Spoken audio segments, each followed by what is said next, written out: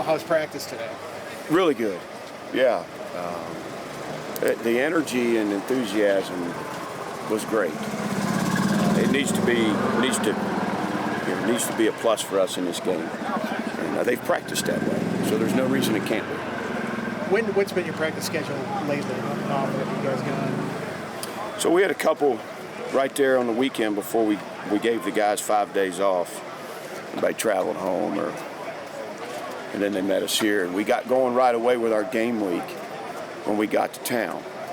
We had a Sunday practice yesterday, got a lift in like we normally would do. We obviously skipped Monday, which is our off day, and today was Tuesday, and we'll play out the rest of the week just like a game week. Just to get those guys in the routine that they know. Even though we're at a different site, which Providence Day has been awesome, just to get them in their routine, back in the swing of things like they know. Safe to say if the guys aren't here at this point, Tootin, Caden Moore, Keontae Jenkins, they're not. Correct. Okay. Correct. Panay looks like he's back from France. Yeah, he made it back. Did he bring the lunch pail with him to France? Yes, he did. Yes, he did. He is very passionate about that pail, which he should be. Is that the first time that thing's gone international? I believe so. We'll check with Coach Foster. He's out here running around the international pail now. So it wouldn't have gone down to the south of the border for the Sun Bowl or anything like that. Put some tequila in there, right? Yeah. It's got a long history. Yeah. Do you feel like the guys that are stepping into roles, feeling better about them in those spots now that they've had some practices? I tell you, I am. You talk about these bowl practices being beneficial for the young guys, gaining experience, and especially when you have the opt-outs and now with the transfer portal, and more of those guys get more opportunity, more reps, and it's really helping us. You're getting a good look at what our team can be in the fall. The guys that we've recruited, to be honest. A lot of these high school classes, these high school kids that we signed over the last couple of years are maturing. The majority of them are still with us, I don't think any class is ever going to be intact anymore, but we've got a good core group of them, and they've come up in the program, and they're really excited about the opportunity right now. We see Pop, first one going through the line. Is he your starter? Yeah, Pop's going to start, yeah. Colin will play. What about Drones? That's how he's still out there. Yeah, no, he's getting more true practice in, but he's still in rehab protocol as well. He had some significant injuries. We saw Jalen Jones wasn't out there today. Yeah, he's still not well. Yeah, I don't know that he'll play. That's a very young safety group then. Like Alves and Reddish is the first team guys. Yeah. How's that whole situation working out? Yeah, I tell you, Quentin's got to lead the charge. We're super excited about Q. He had a great freshman campaign. He plays both spots. But then, Noah Jenkins is a guy that has come on in these bowl practices and showed us something. We put him in the boundary, and then, Devin has worked with the twos the entire fall.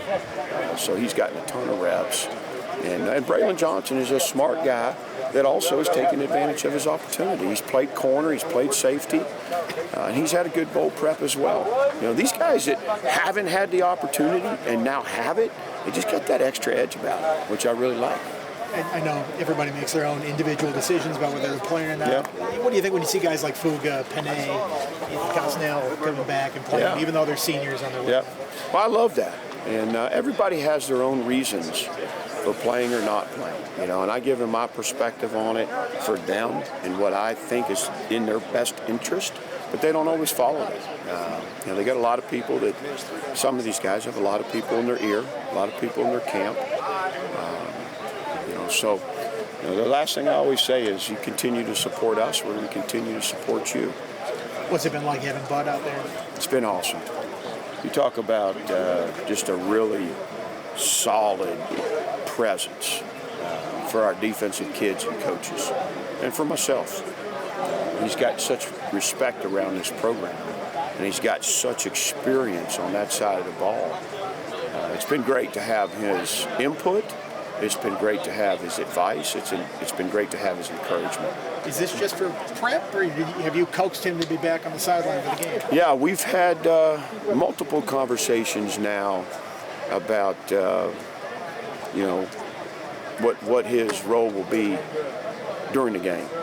And I think what we're leaning towards is putting some eyes up in the press box. And nowadays you can kind of put headsets on who you want and do what you want. So I think he'll have, it's the best way he can help us on Friday night. Last time we talked to you, it was still sort of up in the air who's going to call plays defensively. Have you mapped out a plan yet? Yeah, so Quinn's going to call it with my help on the sideline. Sean will come down from the box.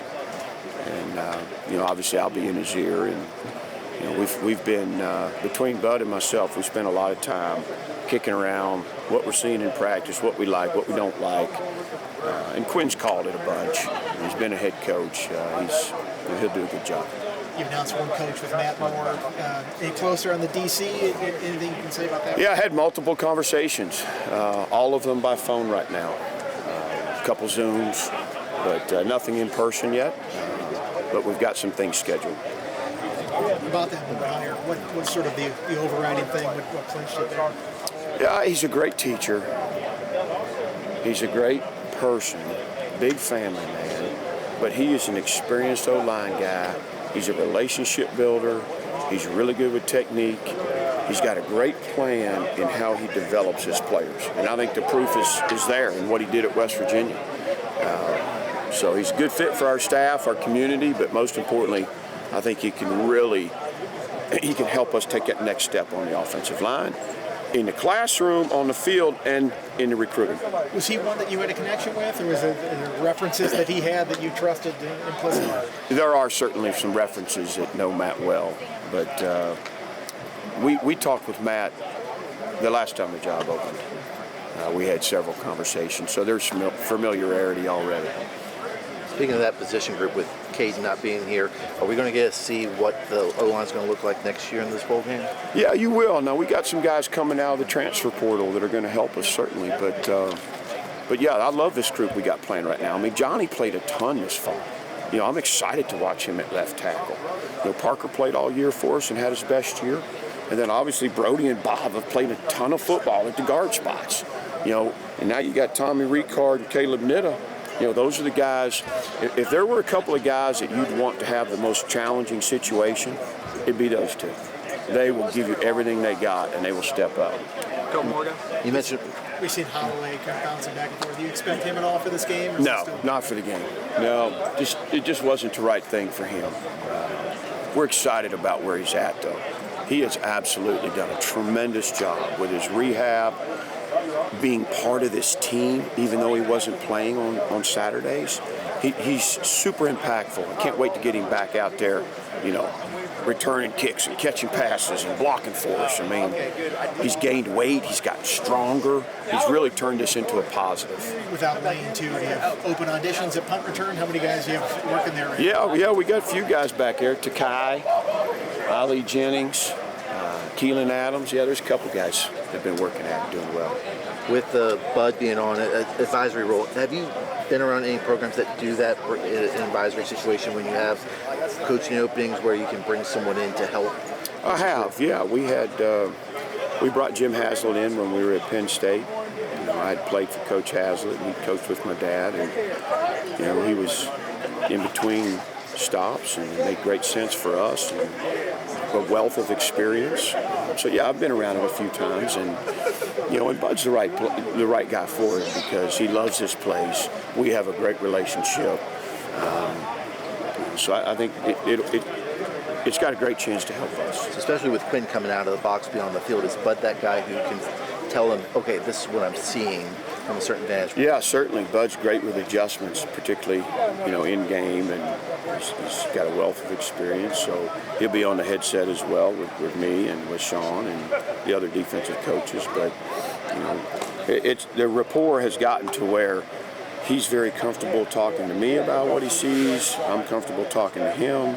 He's comfortable talking to Sean, and so forth. Like, we've had enough work out here together that everybody's in a pretty good place where I think it's a good working dialogue that can occur in the game. And Sean will have the communication with the green dot? Yes. Okay.